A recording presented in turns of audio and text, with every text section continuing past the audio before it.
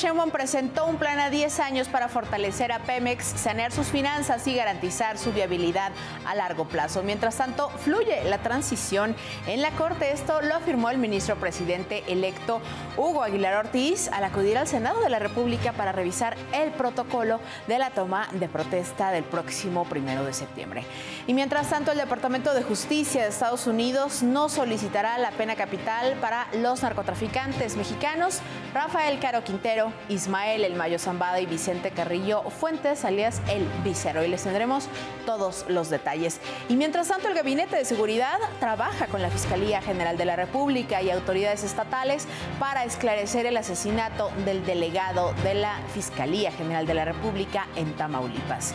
Y mientras tanto, el Congreso de Estados Unidos citó a comparecer al expresidente Bill Clinton y a la exsecretaria de Estado Hillary Clinton para que aclaren sus vínculos con el fallecido Jeffrey Epstein, acusado de delitos sexuales. Con estos temas arrancamos Informativo 14. Acompáñanos.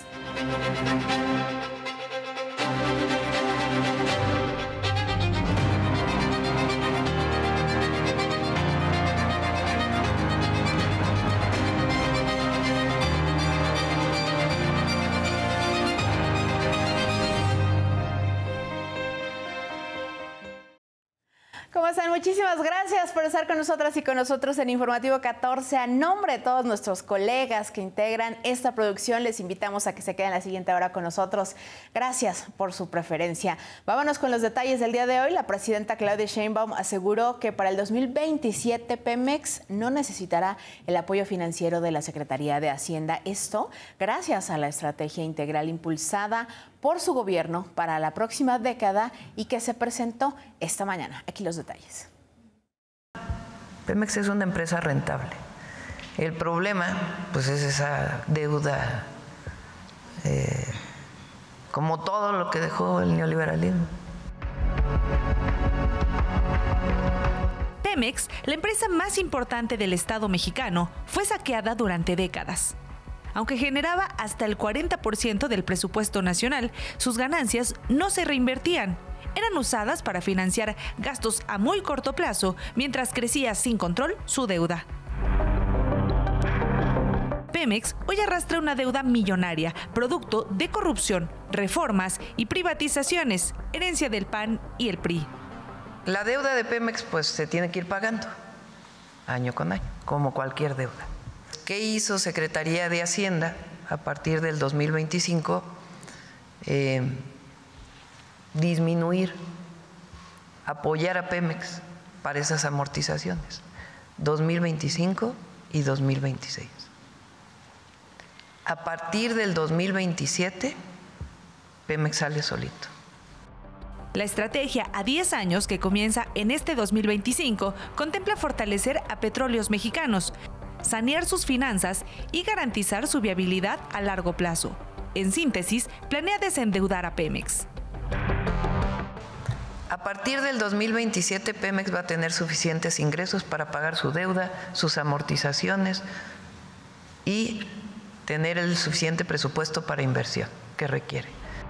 Con la estrategia de capitalización y financiamiento de Hacienda, se espera que Pemex reduzca su deuda a menos de 800,000 millones de pesos para el 2030.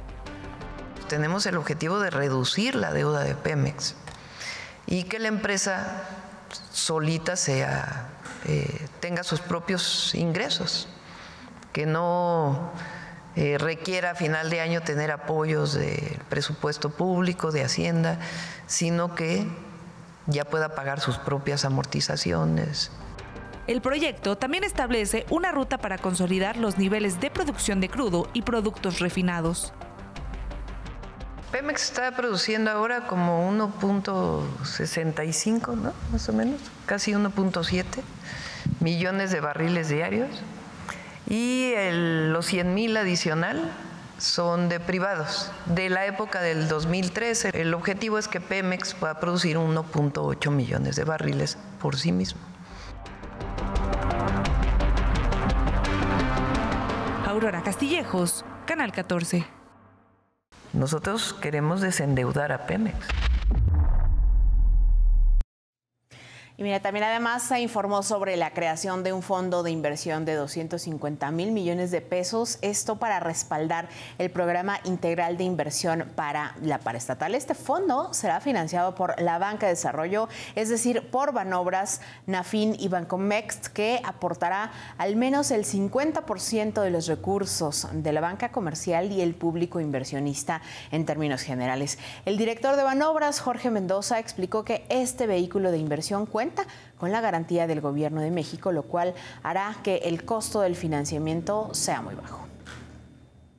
Esta acción reafirma el compromiso que tenemos dentro de Banobras y de la Banca de Desarrollo de seguir apoyando a Petróleos Mexicanos. El Plan Estratégico 2025-2035 de Pemex tiene el objetivo inmediato de garantizar la viabilidad económica de la paraestatal, y para esto se explicaron 13 acciones. Vamos a verlas. Es consolidar la producción de crudo, exportar los excedentes y reponer reservas. También incluye ampliar la producción de gas natural, aumentar la producción de gasolinas, diésel y turbocina. Para esto se pretende concluir las coquizadoras de Tula y también de Salina Cruz. También se está considerando ampliar la oferta de petroquímicos y fertilizantes y ampliar la red de gasoductos con la construcción de 3 nuevos gasoductos que se conecten con los polos del bienestar de manera principal en Coatzacoalcos. Queremos que Pemex siga creciendo sin hipotecar su futuro. Por eso impulsaremos esquemas innovadores que permitan atraer capital de largo plazo con el respaldo y coordinación del Gobierno federal para proyectos estratégicos que generen valor social y económico. Y además se busca brindar servicios logísticos a terceros aprovechando la flota menor que tiene Pemex, y también construir plantas de cogeneración para reducir las emisiones de gas de efecto invernadero. Este plan también contempla mejorar la comercialización de los productos y comercializar energéticos como por ejemplo la energía solar, la energía eólica, la geotermia y también el hidrógeno y los biocombustibles. El objetivo fundamental del plan ha sido elevar los ingresos, disminuir los costos y tener solidez financiera. Y el plan incluye producir litio, también esto a partir de salmueras petroleras, y reducir las emisiones de gas de efecto invernadero en 14%, así como reducir el gasto administrativo y fortalecer la posición financiera de Pemex.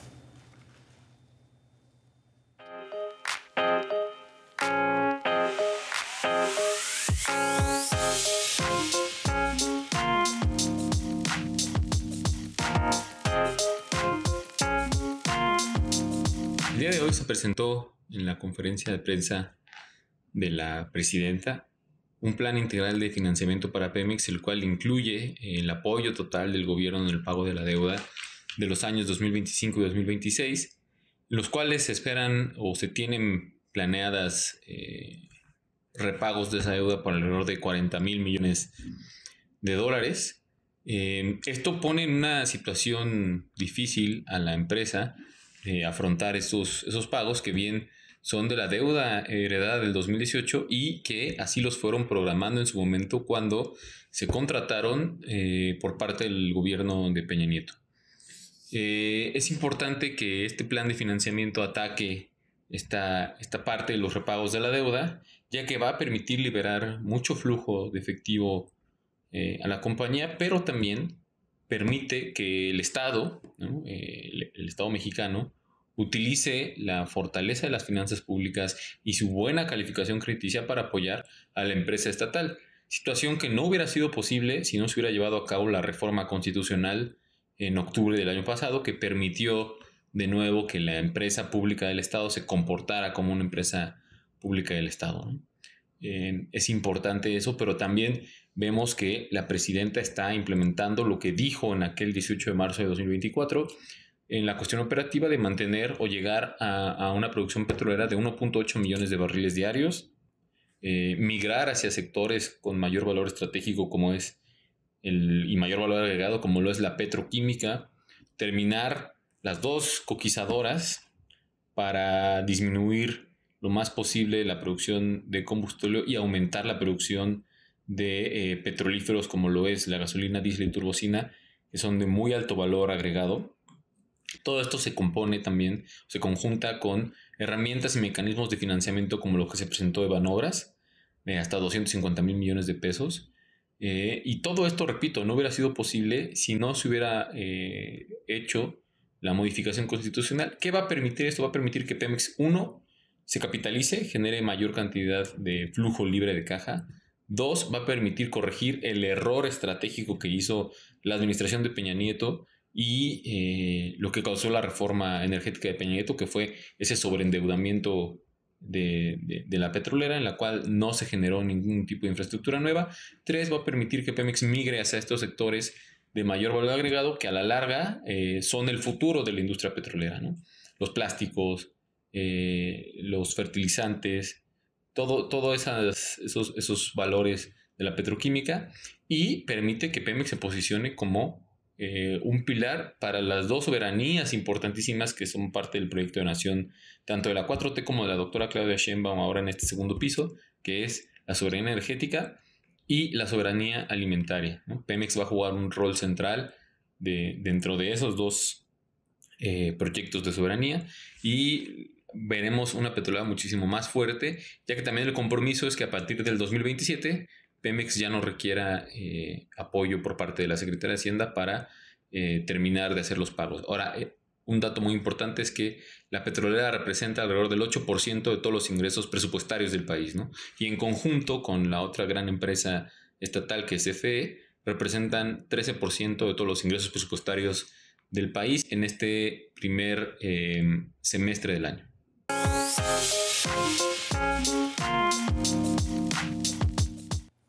Vámonos, mientras tanto, otro paralelo de la información. El próximo 1 de septiembre rendirán protesta las y los nuevos integrantes de la Suprema Corte de Justicia de la Nación. Una transición que, bueno, a decir del presidente electo Hugo Aguilar Ortiz, fluye satisfactoriamente. La Corte va a realizar sus actividades con mucha fuerza. Yo espero que sea desde el primer día. Tenemos muchas tareas, muchos expedientes. Nos estamos preparando ahorita para que no haya un vacío, una laguna, para que desde que entremos comencemos a tomar las decisiones que corresponden en el cambio que vamos a hacer. El día de hoy, Hugo Aguilar Ortiz se reunió con los presidentes de los órganos de gobierno del Senado y a su salida informó que se extendió la invitación a la presidenta Claudia Sheinbaum para atender la instalación de la Corte y que en adelante se definirá la lista de todos los invitados. Y mire, la presidenta Claudia Sheinbaum aseguró que en la conformación de la reforma electoral se escucharán a todas las voces en los foros que organice la Comisión Presidencial, incluso la oposición y exconsejeros del INE que estén interesados en participar, aunque ya sabemos que muchos de ellos pues, se presentan como defensores de la democracia cuando como funcionarios públicos en el pasado avalaron diversas irregularidades y también encubrieron fraudes electorales.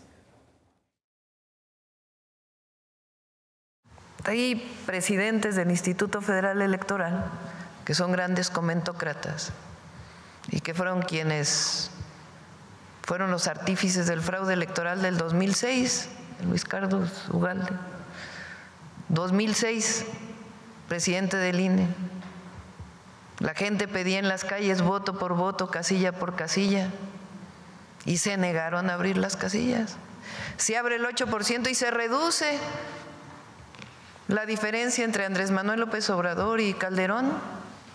Entonces se va a escuchar, y se va a escuchar no solo a los expertos, se va a escuchar al pueblo, a la gente, porque sí, México es un país más democrático que el del 2006, es más democrático que el del 2012, la gente se siente representada.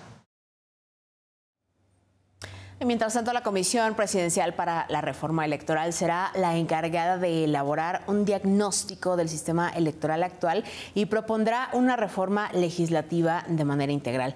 El decreto por el que se crea esta comisión fue ya publicado oficialmente en el Diario Oficial de la Federación y establece que estará vigente hasta el 30 de septiembre del 2030.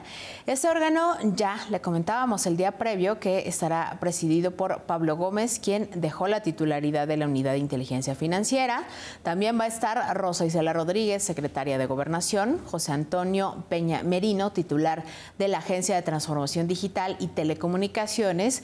A su vez estará conformado por Ernestina Godoy, consejera jurídica del Ejecutivo Federal, y también se integra Lázaro Cárdenas Batel, titular de la Oficina de la Presidencia de la República, así como Jesús Ramírez Cuevas, coordinador de asesores de la Oficina de Presidencia, y Arturo Saldívar, coordinador de Política y Gobierno de la Oficina de la Presidencia.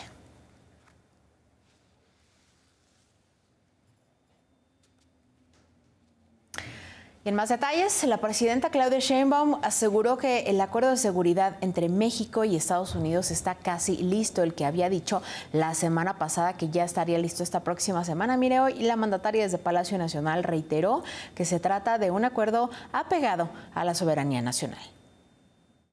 Está por firmarse, pero ya está listo el acuerdo de seguridad y aquí lo podemos presentar para que sea muy transparente. Gracias. Somos un país soberano. Nosotros tomamos las decisiones como país soberano y con Estados Unidos colaboramos y cooperamos. Muy importante, pero con soberanía. Y hay una estrategia de seguridad y se está trabajando todos los días.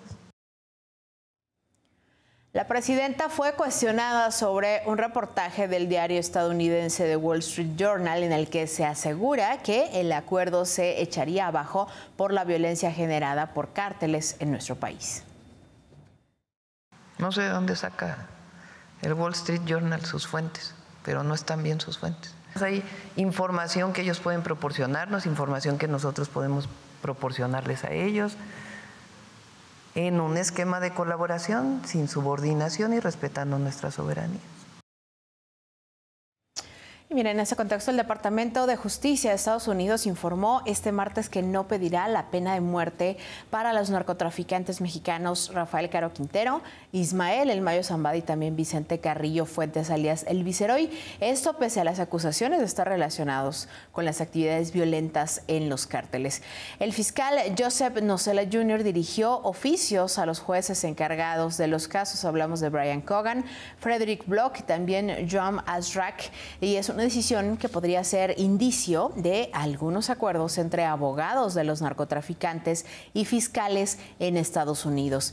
Y recordemos aquí que Ismael El Mayo Zambada García fue detenido el 25 de julio de 2024 en Estados Unidos y está acusado de 17 cargos relacionados con el narcotráfico. Por otra parte, Rafael Caro Quintero, quien fue líder del cártel de Guadalajara, y Vicente Carrillo Fuentes fueron entregados por el gobierno de México a Estados Unidos en una operación realizada el pasado 27 de febrero y están acusados de narcotráfico y delincuencia organizada. Y en más información, este martes la presidenta Claudia Sheinbaum recibió a ministros de Canadá en Palacio Nacional. Fue un encuentro en el que acudieron Anita Anand, la ministra de Asuntos Exteriores, y François-Philippe Champagne, ministro de Finanzas e Ingresos Nacionales, como parte de los esfuerzos de ambos países para fortalecer sus relaciones. La presidenta estuvo acompañada por su parte de una comitiva integrada por varios funcionarios, entre estos Juan Ramón de la Fuente, secretario de Relaciones Exteriores, quien sostuvo una reunión de trabajo con la ministra Anand para preparar la visita del primer ministro de Canadá, Mark Carney.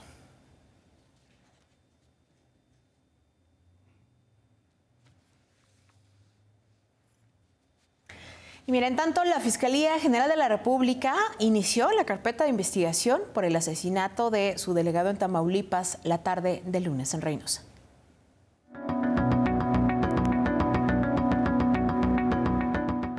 El ataque a una camioneta color negro acabó con la vida de Ernesto Vázquez Reina, delegado de la Fiscalía General de la República en Tamaulipas, mientras circulaba en el Boulevard Hidalgo, una de las principales avenidas de Reynosa, el pasado lunes. Hecho por el que se estableció la coordinación entre la Fiscalía General de la República y del Estado para desahogar las investigaciones. Posteriormente se publicaron videos en los que se aprecia que la víctima fue presa de un ataque directo con armas de fuego e incluso explosivos. Con el correr de los minutos, algunos reportes confirmaron su identidad. El propio gobernador del estado, Américo Villarreal, condenó el crimen. La Fiscalía General de la República inició una carpeta por los hechos, siendo una de las principales líneas de investigación que el ataque respondió al decomiso de casi 2 millones de litros de hidrocarburos ocurrido recientemente en la entidad, aunque no se descartan otras hipótesis. Este no es el único decomiso a gran escala relacionado al robo de combustible. En marzo pasado se localizaron 10 millones de litros de hidrocarburos ingresados de manera ilegal en un buque de carga en el puerto de Altamira. Este día, el gobernador Américo Villarreal anunció avances en las indagatorias. El día de ayer, pues el vehículo agresor, uno de los dos que fueron los agresores, fue localizado por la Guardia Estatal. Se custodió para esperar que llegaran los agentes de la Fiscalía General de la República y lo retiraran y ellos hacer las pruebas que corresponden a un vehículo de esta naturaleza y en la investigación de este lamentable suceso. Tampoco descartó que el atentado esté relacionado al combate a las actividades del crimen organizado en la entidad. Pues es porque se han ido acortando condiciones de el robo directo de combustible, la defraudación fiscal de los combustibles, la condición de el control ya de los flujos migratorios de gentes de otras nacionalidades que usaban nuestra frontera para ingresar a Estados Unidos, la repatriación sin una orden o control que se tenía, la incautación que se ha tenido recientemente de droga también en los operativos que se han hecho y seguramente alguna situación de esta naturaleza puede ser en el fondo una de las respuestas que estamos viendo en este momento. Simultáneo al ataque, se registraron enfrentamientos y bloqueos en otros puntos de la ciudad, lo que refuerza la hipótesis de la participación de grupos de la delincuencia organizada. Miguel Hernández, Canal 14.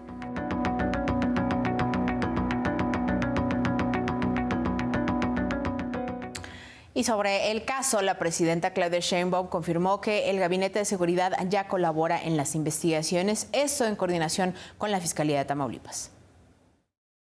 Desde el primer momento estuvieron en contacto tanto con la Fiscalía como del Estado de Tamaulipas como con la Fiscalía General de la República y se está apoyando para poder hacer justicia en este caso.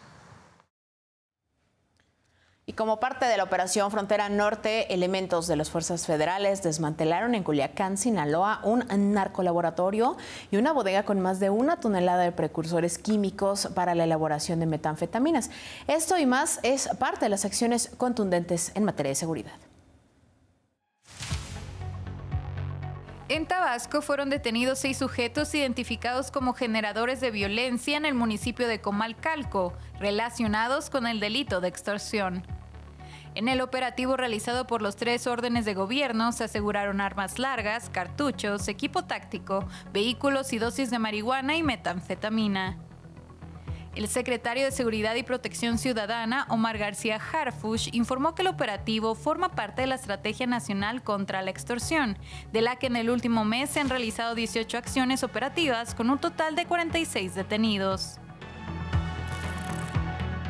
En el Estado de México fueron liberadas 2 personas privadas de su libertad en acciones en las que elementos del Ejército, la Fiscalía y estatales detuvieron a 26 personas.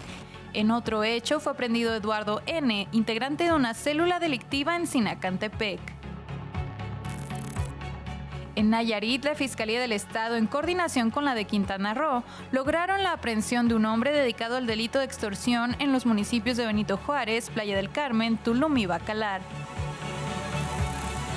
En Sonora, la Secretaría de Marina aseguró una avioneta en una pista clandestina, logrando la detención de un hombre y varias dosis de droga. mientras que en el municipio de Cajeme fue detenido otro sujeto a quien se le decomisaron más de 800 dosis de metanfetamina, un arma larga y cartuchos útiles. En Sinaloa fue localizado un laboratorio clandestino y se aseguraron 5.500 litros y más de 1.300 kilos de sustancias químicas y material para producir drogas. Esto en los poblados de El Cedrito y El Alguate, generando una afectación económica de cerca de 536 millones de pesos a los grupos criminales. Mientras que en Culiacán, elementos del ejército decomisaron un fusil Barrett, armas largas, cargadores, más de 1.000 cartuchos, cascos y chalecos balísticos y 1 kilo de marihuana. En Baja California se detuvo a 4 personas integrantes de células delictivas. En Guanajuato, otros 5 sujetos fueron aprehendidos en posesión de armas y droga. Y en Oaxaca se decomisaron 413 bolsas de cocaína. En el poblado del Sabinito, en Tamaulipas, se decomisaron armas largas, cartuchos, explosivos y vehículos blindados y con reporte de robo. Además, se aseguraron 3 tomas clandestinas de hidrocarburo en Querétaro e Hidalgo. Canal 14. Y al presentar el informe sobre seguridad de los primeros 7 meses del presente año, la jefa de gobierno capitalina, Clara Brugada, destacó una sensible disminución en la incidencia de delitos de alto impacto. Entre enero y julio de este año, los delitos de alto impacto en la Ciudad de México disminuyeron 11% respecto al mismo periodo de 2024. Destaca la importante reducción en homicidio doloso, robo de vehículos con y sin violencia, secuestro, violación y robo a cuentaviente con violencia. Hay menos delitos, pero también hay más justicia, más detenciones, más órdenes de aprehensión cumplidas, mayor capacidad institucional para enfrentar a quienes violan la ley. Además, los feminicidios han disminuido 51% en lo que va de 2025. Podemos decir que los feminicidios han disminuido, pasando de 40 feminicidios en 2024 a 20 feminicidios en 2025 y un aumento en las judicializaciones y detenciones de feminicidas, lo que nos ha permitido a detener y vincular a proceso a mucho más feminicidas en relación a aquellos feminicidios que ocurren en 2025. Y las detenciones van al alza. Desde el inicio de la actual administración, más de 5,000 personas han sido detenidas por delitos de alto impacto, de las cuales 588 detenciones permitieron la desarticulación de 24 células delictivas y con ello el decomiso de armas y drogas. Del mismo modo, hemos logrado asegurar en estas operaciones 2.421 vehículos, 171 semicompletos y 90 motocicletas desvalijadas, además de más de 3.500 toneladas de autopartes. A decir de las autoridades, estas cifras son resultado de las acciones de prevención y atención a las causas. En la Ciudad de México hay menos homicidios, menos robos y menos impunidad. Pero también hay más Estado, más proximidad, más justicia y más compromiso en la construcción de paz. Janine Ruiz, Canal 14. Y mientras tanto, la presidenta Claudia Sheinbaum informó que será la Secretaría Anticorrupción y Buen Gobierno la que definirá si Tonatiuh Márquez Hernández continúa al frente de la Dirección General de Investigación Aduanera de la Agencia Nacional de Aduanas o si será retirado del cargo. Esto ante la investigación que pesa sobre él por presunto lavado de dinero, toda vez que su empresa Aledo SADCB está en la mira del SAT por presuntas operaciones relacionadas con recursos de procedencia ilícita por 257 millones de pesos. Tiene que definir la Secretaría Anticorrupción. La Secretaría nos va a decir la secretaria. Pero la nota que sale en Reforma tiene temas que no son como los pusieron en la nota. Pues ya se puede hacer la aclaración sin problema. Y en estos casos, cuando puede haber una presunta situación de corrupción, entra la Secretaría Anticorrupción y de Buen Gobierno. Mientras tanto, al cumplirse un mes de la implementación de la prueba piloto para incorporar a las personas trabajadoras de plataformas digitales al régimen obligatorio del Instituto Mexicano del Seguro Social, ya se han registrado más de 1.200.000 conductores y repartidores de aplicaciones. Así lo dio a conocer el titular de la Unidad de Trabajo Digno de la Secretaría de Trabajo y Previsión Social, Alejandro Salafranca Vázquez, durante su participación en la Asamblea General de la Asociación Sindical de Pilotos Aviadores. Mire, aquí cabe recordar que esta iniciativa busca dar acceso a trabajadores de apps a servicios médicos contra riesgos de trabajo, prestaciones económicas también, y lo que incluye, entre algunas otras cuestiones, también el acceso a las guarderías. Y en más información económica, las exportaciones de México hacia Estados Unidos aumentaron 6.3% durante el primer semestre del año. Esto en relación con el mismo periodo, pero del año 2024, de acuerdo con datos del Departamento de Comercio. Este envío de productos se tradujo en 264.383 millones de dólares, alcanzando un máximo histórico para un primer semestre. El comercio bilateral entre ambos países alcanzó un valor de 432.553 millones de dólares, consolidando a México como el principal socio comercial de Estados Unidos, seguido por Canadá y por China. Y mira, el secretario de Economía, Marcelo Ebrard, retomó el tema del traslado de la planta automotriz de Nissan de Morelos para Aguascalientes. Aseguró que pese al cierre de la planta, la entidad no quedará rezagada en la atracción de inversiones, y también adelantó que Amazon contempla iniciar operaciones precisamente en el estado de Morelos. Hay otras muchas iniciativas que ha tomado la gobernadora y que la estamos acompañando para la nueva economía del estado. Hoy, por ejemplo, se tiene una visita muy importante ya en Morelos de los directivos de Amazon, que van a empezar a producir en el estado de Morelos. ¿Producir qué? Pues la industria fílmica. Hay un encuentro fílmico previsto para noviembre. Ebrard reconoció que el Foro de Ciencia y Tecnología en la Sociedad, que se celebrará en diciembre próximo, será clave, dijo, para atraer los ojos del mundo al estado de Morelos, que será sede del gran evento que reunirá a talentos del sector que presentarán sus proyectos de innovación. Y miren, más detalles. Esta tarde la presidenta Claudia Sheinbaum se reunió en Palacio Nacional con Doug McMillon, presidente y director ejecutivo de Walmart. A través de su cuenta en X, destacó que esta visita confirma las inversiones que tiene en nuestro país y también su compromiso con integrarse al Plan México.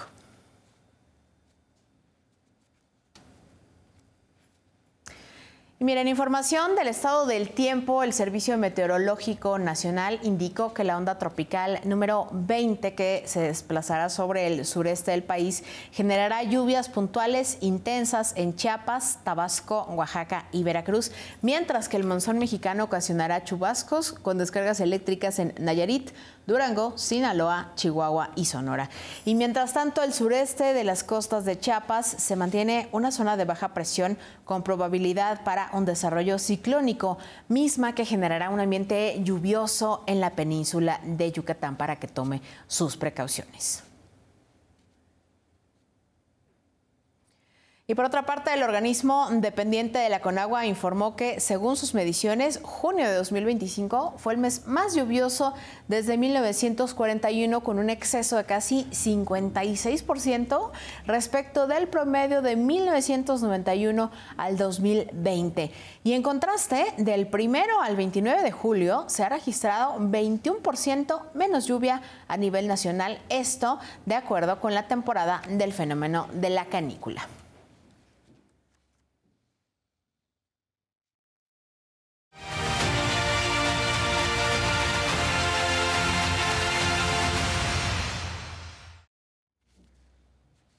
Vámonos a información de TV Migrante. Luis García Villagrán, coordinador del Centro de Dignificación Humana y también organizador de la caravana migrante, fue detenido por agentes federales en Tapachula, Chiapas. El arresto se llevó a cabo en el marco de la salida de una nueva caravana migrante programada para el miércoles a las 6 de la tarde con destino al centro y al norte del país. Hasta el momento se desconocen los delitos que se le acusan. Y como parte de los acuerdos migratorios con Estados Unidos, Ruanda aceptó recibir a 250 migrantes detenidos por el ICE y el Departamento de Seguridad Nacional, esto de acuerdo con la cadena de televisión CNN.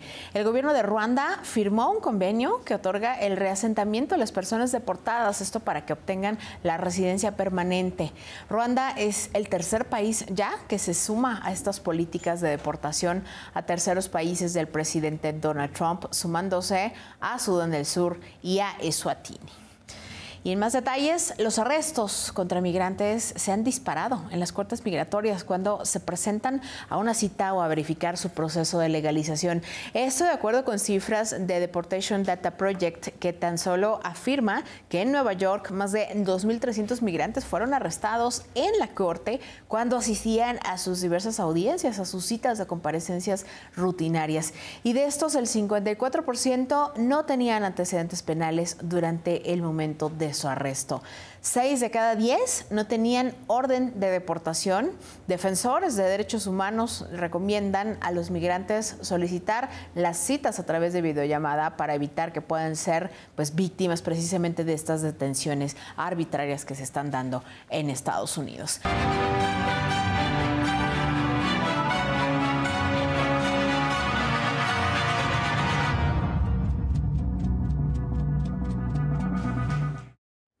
Vámonos a la información del mundo. Ya estamos de vuelta en Informativo 14 y mire, vamos a empezar por supuesto también con cuestiones del presidente Trump, porque a pesar de que haber logrado un acuerdo con la Unión Europea hace apenas una semana y media, ahora el presidente amenazó al bloque comunitario con un arancel del 35% si no invierte $600 mil millones en su nación.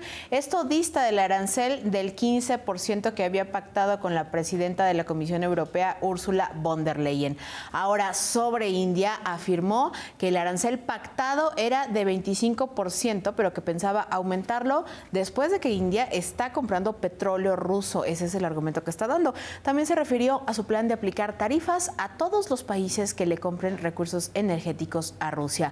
Afirmó que este será uno de los temas de la reunión que sostenga mañana el representante de Estados Unidos, Steve Witkoff, con autoridades de Moscú. Well, I never set a percentage, but we'll be doing quite a bit of that. We'll see what happens over the next fairly short period of time, but we'll see what happens. Yep. You know, they have a meeting tomorrow. We have a meeting with Russia tomorrow. We're going to see what happens. We'll make that determination at that time. Y Trump también mandó un aviso a 17 compañías del sector farmacéutico. Dijo que si no se comprometían a bajar los precios de los medicamentos, habrá aranceles de hasta 250%, esto en un lapso de año y medio. Ahora también van las cuestiones arancelarias. Y bueno, en más información de Estados Unidos, el expresidente Bill Clinton y la exsecretaria de Estado Hillary Clinton fueron citados a comparecer ante la Cámara de Representantes por la investigación del caso de Jeffrey Epstein, acusado de cuestiones sexuales. El Comité de Supervisión de la Cámara Baja, recordemos controlado por los republicanos, llamó a declarar a 10 personas. Entre estas se encuentran, obviamente, los Clinton, 6 exfiscales generales de Estados Unidos y 2 antiguos directores del FBI. Bill Clinton, recordemos, tuvo una relación social con Jeffrey Epstein, viajando varias veces en su avión para eventos de la Fundación Clinton, pero hasta este momento ha dado varias declaraciones en las que niega haber sabido sobre sus crímenes o haber estado en la famosa lista Epstein o en la isla en donde se cometían diversas cuestiones de índole sexual. Any comments on the alleged allegation of your connection with Jeffrey Epstein?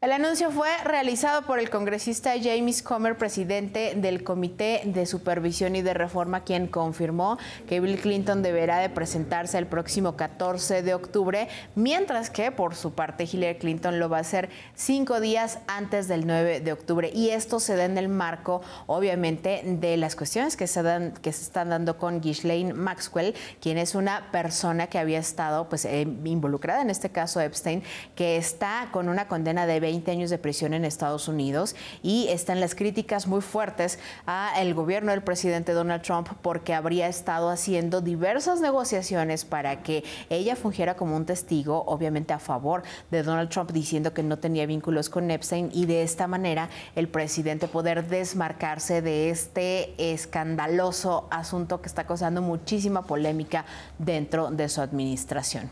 Y bueno, mientras tanto, también, mire, en una carta dirigida al presidente de Estados Unidos, Donald Trump, más de 600 veteranos, pero del ejército de Israel, le pidieron al presidente Trump que presione al primer ministro Benjamín Netanyahu para que alcance un trato que logre la liberación de los rehenes en poder de Hamas y también que se pueda alcanzar el fin de la ofensiva en la Franja de Gaza. Y por otra parte, el Consejo de Seguridad de las Naciones Unidas sesionó y reiteró su llamado para que se permita el ingreso de ayuda humanitaria y bienes comerciales a través de todos los puertos disponibles en el enclave. So while we have had some come in, it remains far insufficient to the needs. I hope you understand that the magnitude, that the difference between this very small amount of aid that has now come in, and everybody expect me to clap and say thank you, and the massive needs that are there, where people are literally. Además, también se indicó que Hamas mantiene cautivos en condiciones terribles a 50 rehenes, 28 de los cuales se cree que ya han fallecido. Y por otro lado, el Gabinete de Seguridad de Israel aplazó para el jueves la reunión que tenía prevista hoy, en la que debía decidir los próximos pasos para tomar en la Franja de Gaza. Además, el Consejo de Ministros libanés decidió encargar al ejército un plan para el desarme de Hezbollah que deberá presentar antes del 31 de agosto para su debate. Y en información de América Latina, tras la confirmación de la prisión domiciliaria para el expresidente de Brasil, Jair Bolsonaro, el Departamento de Estado de Estados Unidos, a través de su oficina del asunto de Hemisferio Occidental, criticó la decisión del juez Alexandre de Moraes de sostener esta cuestión para la prisión domiciliaria. Estados Unidos dice que la medida amenaza la democracia y restringe el derecho del exmandatario a expresarse públicamente.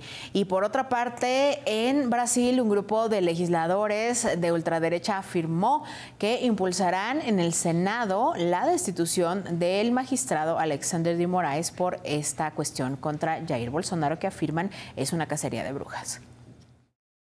Alexandre de Moraes, que do alto da sua toga de ministro do STF, decidiu não respeitar mais a Constituição brasileira.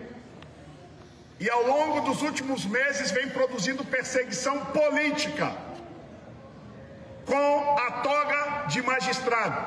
Não sairemos daqui até que os presidentes de ambas casas busquem uma solução para pacificar o Brasil. Y por otra parte, Enrique dos Santos Vieira Lima, miembro de la Cámara de Diputados de Brasil, dijo que están haciendo todo lo posible para evitar que Bolsonaro comparezca ante la justicia. Histórico para entendermos a raiz disso. 30 de outubro de 2022 houve uma eleição e a maioria do povo brasileiro, pelo exercício do voto, elegeu Lula presidente. Assim é a democracia, se ganha e se perde. Após aquilo, desenvolveu-se uma trama golpista que, de forma consistente, nós podemos provar, e a justiça está provando, que Bolsonaro organizou uma associação criminosa para abolir o Estado democrático de direito. Y mientras tanto, Eduardo Bolsonaro lanzó un mensaje en X tras la detención de su padre.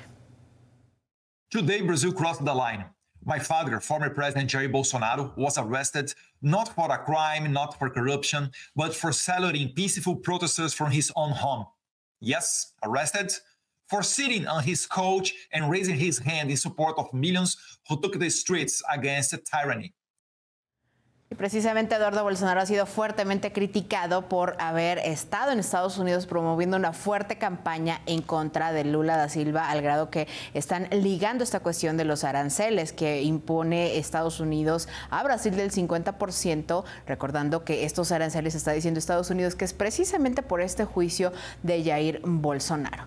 Y bueno, mientras tanto en Argentina, después de que el presidente Javier Milei, ya le dábamos cuenta en este espacio, vetó una ley que ampliaba las protecciones para las personas con discapacidad, hoy manifestantes con discapacidad y sus familiares se enfrentaron a la policía antidisturbios frente al Congreso en Buenos Aires, exigiendo que se revoque esta última medida del presidente de vetar los aumentos a sus pensiones.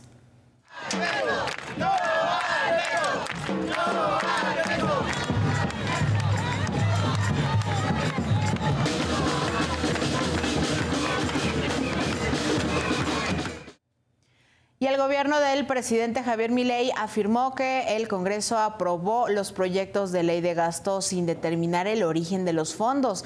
Manifestantes con muletas y sillas de ruedas se enfrentaron a las barricadas policiales y esto obviamente se suma al descontento social porque también se les quitaron los fondos, estos aumentos precisamente a las pensiones de los jubilados. Han sido multitudinarias y sistemáticas manifestaciones de la comunidad que está en contra de estas medidas de la motosierra del presidente Javier Milei, que ha visto disminuida su popularidad y ha realizado diversos foros de la ultraderecha para concentrar sus esfuerzos en una buena imagen política, a pesar de que no se está logrando ni en cuanto a su popularidad ni en cuanto a las cifras de la reducción de la pobreza, porque ya existe un aumento considerable en las cuestiones de la pobreza y de las personas en situación de calle en Argentina. Esta Argentina que está bajo esta motosierra y esta cuestión del capitalismo bajo la postura del mandatario de Argentina. Vámonos con más información.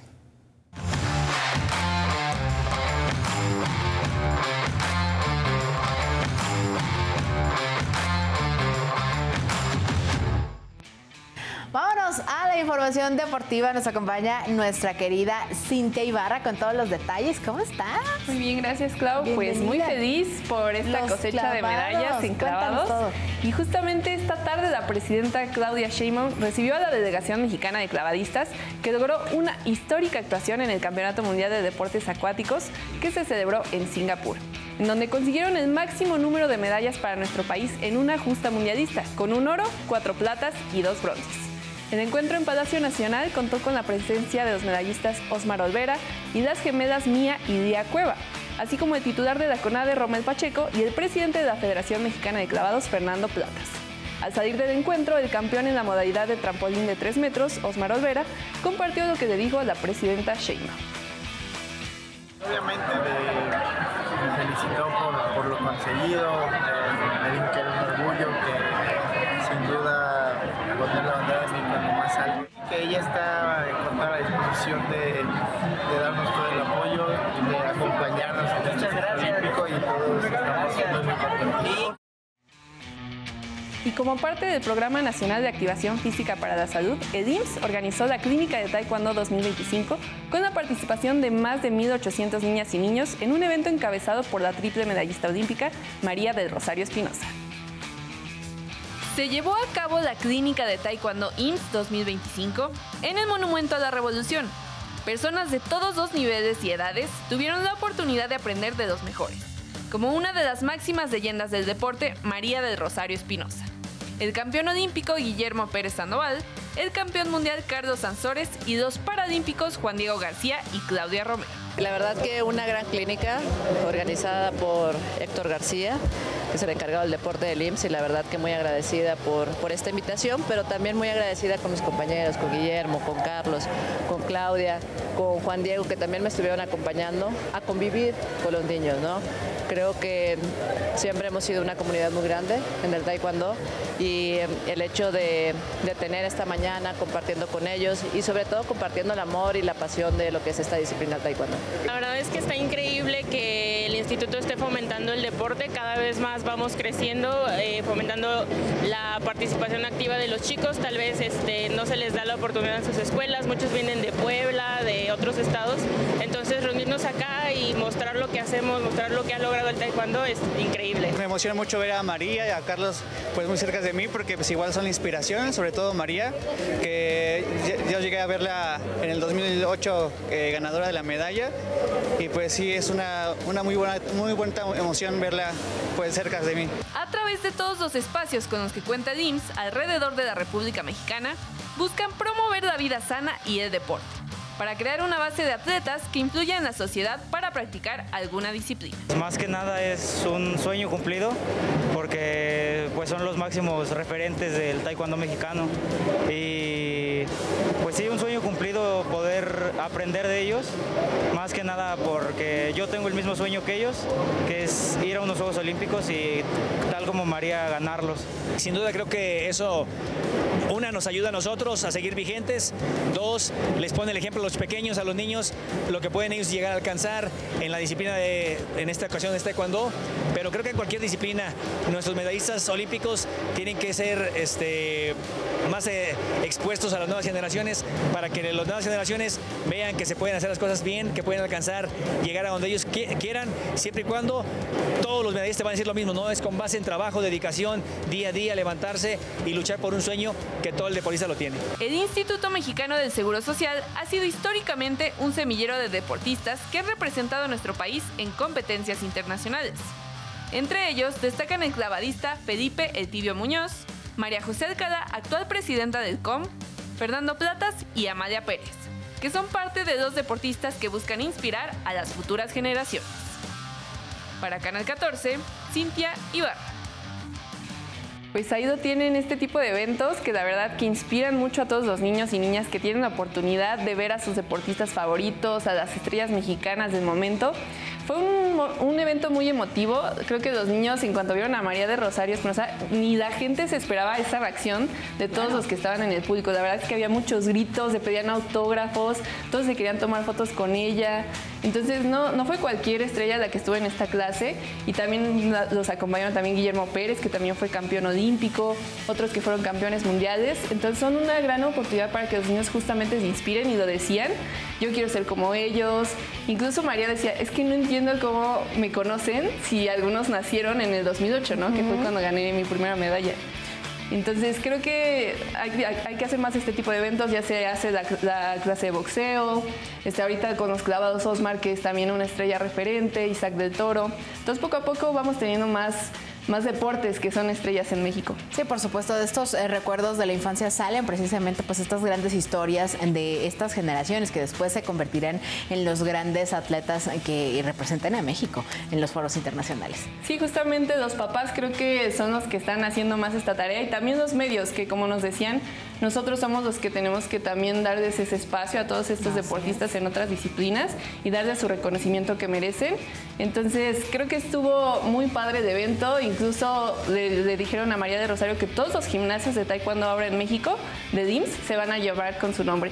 Entonces hasta una placa le revelaron un gran homenaje para ella, que la verdad que es la máxima estrella, la máxima medallista de olímpicos en México.